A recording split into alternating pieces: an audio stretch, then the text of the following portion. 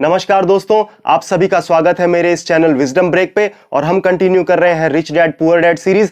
आज हम लेसन 4 पर जाएंगे। अगर आपने पहले के 3 लेसन्स नहीं देखे हैं तो मैं यही कहूंगा आपने बहुत कुछ मिस कर दिया है। मैं लिंक यहां दे रहा हूं, पहले जाकर के वो 3 लेसन्स देखिए, उसके बाद इस लेसन पर आइए, आपको बहुत मजा आएगा। और आज का जो लेसन है वो इतना ज्यादा इंटरेस्टिंग है और मैं ये बोलूंगा इतना ज्यादा छिपा हुआ है कि 90 से 95% जो पॉपुलेशन है, वर्ल्ड पॉपुलेशन, वो इस बात को नहीं जानती है, नहीं समझती है। तो चलिए देखते हैं आज आप ऐसा क्या जानने वाले हैं।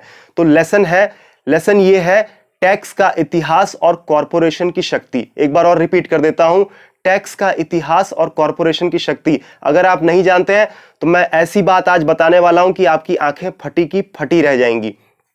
चलो फिर शुरू करते हैं। सबसे पहले टैक्स के इतिहास पे चलते हैं। आपको पता है सबसे ज्यादा टैक्स कौन भरता है? आप सोचोगे यार सबसे ज्यादा टैक्स तो अमीर लोग भरते होंगे। नहीं, ऐसा नहीं है, अमीर लोग नहीं भरते। सबसे ज्यादा टैक्स वो भरता है जिसकी सबसे ज्यादा इनकम होती है। ठीक है, तो आप बोलोगे यार अमीरों की तो बहुत इनकम होती है, अमीर भरते होंगे। तो चलो इस चीज को हम समझेंगे और मैं एक हिंट के तौर पर भी बता देता हूं, सबसे ज्यादा टैक्स सबसे ज्यादा इनकम वाले लोग भरते हैं, जो कि मिडिल क्लास में या हायर मिडिल क्लास में आप बोल सकते हो आते हैं। तो चलो इतिहास को समझते हैं। पता है आपको, पहले टैक्स जैसी कोई चीज नहीं हुआ करती थी, इसका कोई इन्वेंशन ही नहीं हुआ था क्या? लोग अपने अपनी लाइफ में अपने अपने काम करते थे, रुपए कमाते थे और अपनी जिंदगी गुजारते थे, कोई टैक्स जैसा सिस्टम नहीं था। अब ब्रिटेन में क्या था, 1899 से लेकर के 1716 तक नेपोलियन के खिलाफ कुछ युद्ध में ना उनको ना बहुत ज्यादा लॉस हो गया था। ब्रिटेन को नेपोलियन के खिलाफ लड़ाई में बहुत ज्यादा लॉस हो गया था।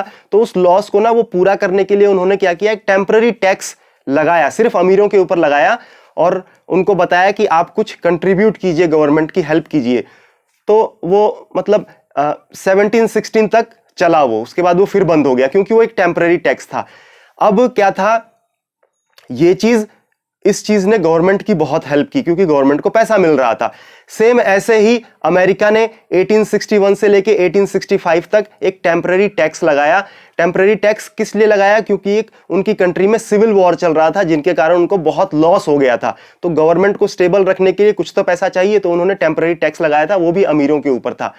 अब क्या है, अब एक बार गवर्नमेंट को जो पैसा है उसका टेस्ट लग गया था क्योंकि गवर्नमेंट को डायरेक्ट पैसा लोगों से मिल रहा था।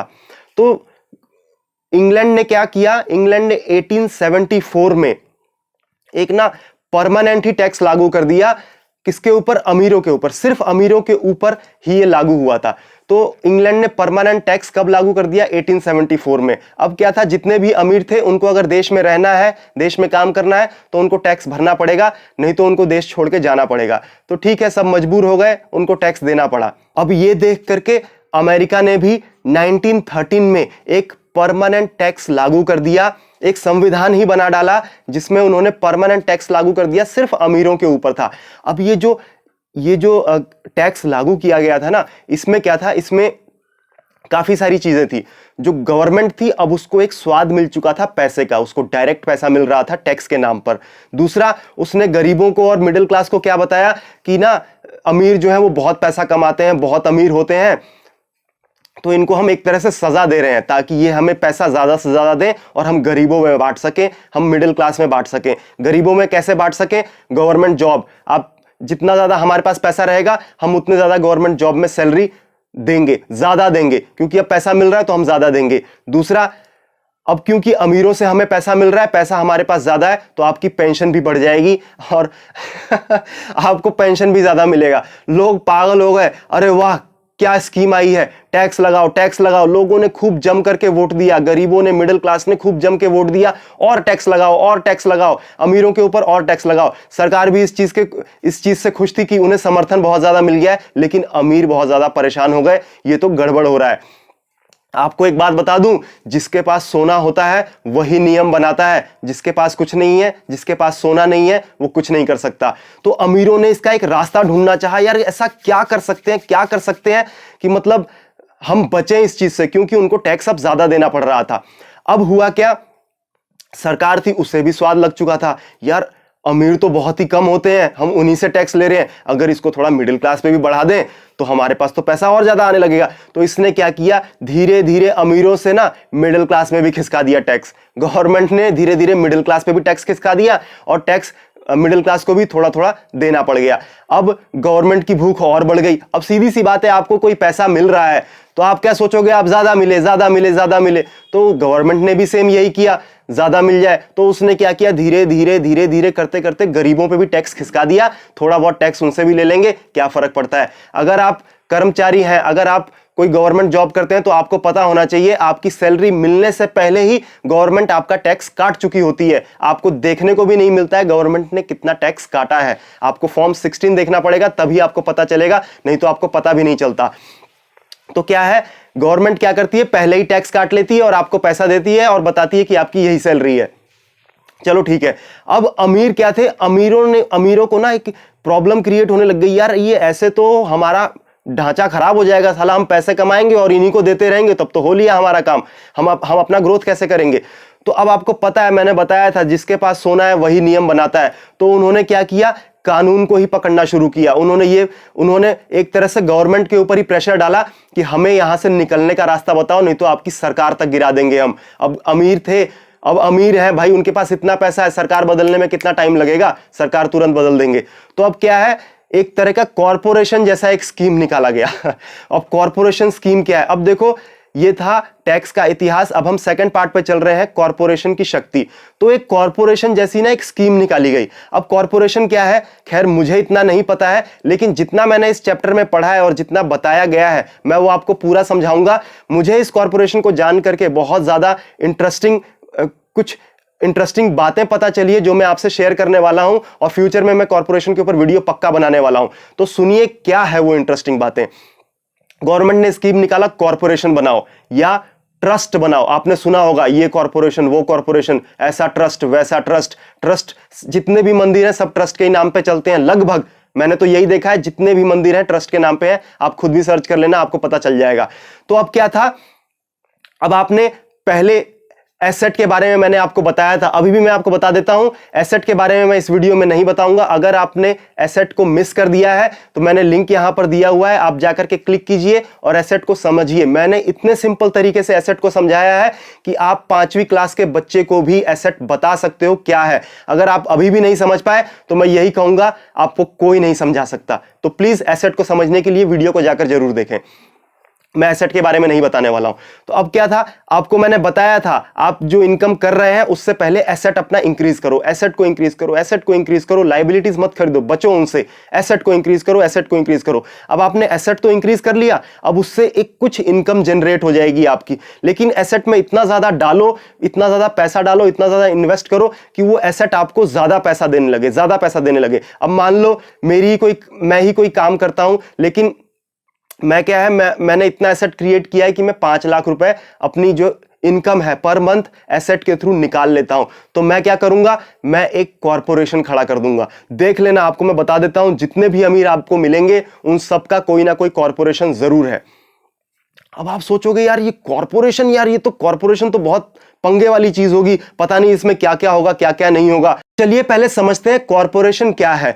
कॉरपोरेशन का नाम सुन करके आपको लग रहा होगा ये कोई बहुत बड़ी बिल्डिंग होती होगी, बहुत सारे लोग होते होंगे, किसी तरह की फैक्ट्री होती होगी। नहीं, आप बिल्कुल गलत है।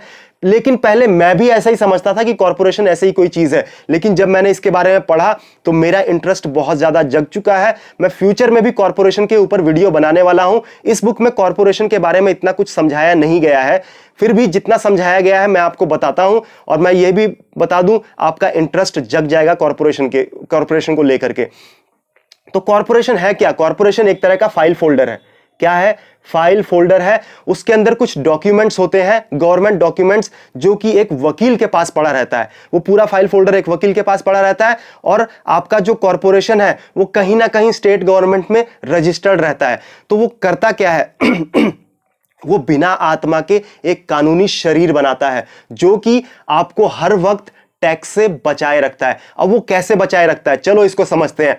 मैंने आपको पहले ही बताया था, अगर आप जॉब करते हैं तो गवर्नमेंट पहले ही आपकी सैलरी में से इनकम टैक्स काट लेती है, उसके बाद आपको सैलरी देती है। इसका मतलब क्या है, आपकी सैलरी मिलने से पहले ही गवर्नमेंट ने अपना पैसा ले लिया, उसके बाद आपको जो सैलरी मिली है उस पे आप एकदम फ्री हैं, आप जो चाहे कर सकते हैं, जो चाहे खरीद सकते हैं, जहां चाहे घूम सकते हैं। उस पैसे को आपको फ्रीडम है, आप कहीं भी खर्च कर सकते हैं। लेकिन कॉरपोरेशन में उल्टा होता है। कॉरपोरेशन में क्या है, कॉरपोरेशन का कुछ ऐसा नियम है कि आपने जो इनकम, कॉरपोरेशन की जो इनकम है, आप उसको पहले खर्च कीजिए, उसके बाद जो पैसा बच जाता है उसके ऊपर आप टैक्स भरते हैं। देखो ये किस तरह का, मतलब किस तरह का एक जाल बनाया गया है जो गरीब आदमी को नहीं पता होता, मिडिल क्लास को नहीं पता होता, ये सिर्फ अमीरों को पता होता है। अब होता क्या है मैंने आपको एसेट का वीडियो पहले बताया ही था, एसेट के बारे में बताया था। अगर आपने एसेट के बारे में नहीं जाना है तो मैं जरूर बोलूंगा वीडियो को जाकर के देखिए, क्योंकि मैं एसेट के बारे में बार बार आपको नहीं बता सकता। और जिस हिसाब से, जितने सिंपल लैंग्वेज से मैंने एसेट के बारे में आपको उस वीडियो में बताया है, मैं यही बोलूंगा कि उतने सिंपल तरीके से आपको कोई नहीं बताएगा। और ये भी मैं गारंटी देता हूं, आप एसेट की डेफिनेशन जो मैंने बताई है, अगर आप वो सेकंड क्लास के बच्चे को भी समझाओगे तो वो भी समझ जाएगा। तो मैं यही कहूंगा, आप इजीली समझ ही जाओगे। खैर वो डेफिनेशन मेरी नहीं है, वो रिच डैड पुअर डैड की डेफिनेशन है। अब है क्या, अब मैंने एसेट से मैं क्या है, मैं पैसे कमा रहा हूं। मैंने क्या बताया था, जो भी आपकी इनकम है उसे आप पहले एसेट में डालते जाइए। एसेट में आप डालते गए, एसेट आपका इंक्रीज होता गया। अब एसेट इंक्रीज हो गया तो उससे आपको मंथली रेवेन्यू कुछ जनरेट होने लग गया, कुछ मंथली इनकम आपको आने लग गया। अब मान लो वो इनकम ज्यादा होते कुछ 5 लाख तक पहुंच गया या उससे ज्यादा हो गया, तो आप क्या करोगे, वो जो इनकम है वो आप डायरेक्ट नहीं लोगे, आप वो इनकम दिखाओगे कॉर्पोरेशन के इनकम में।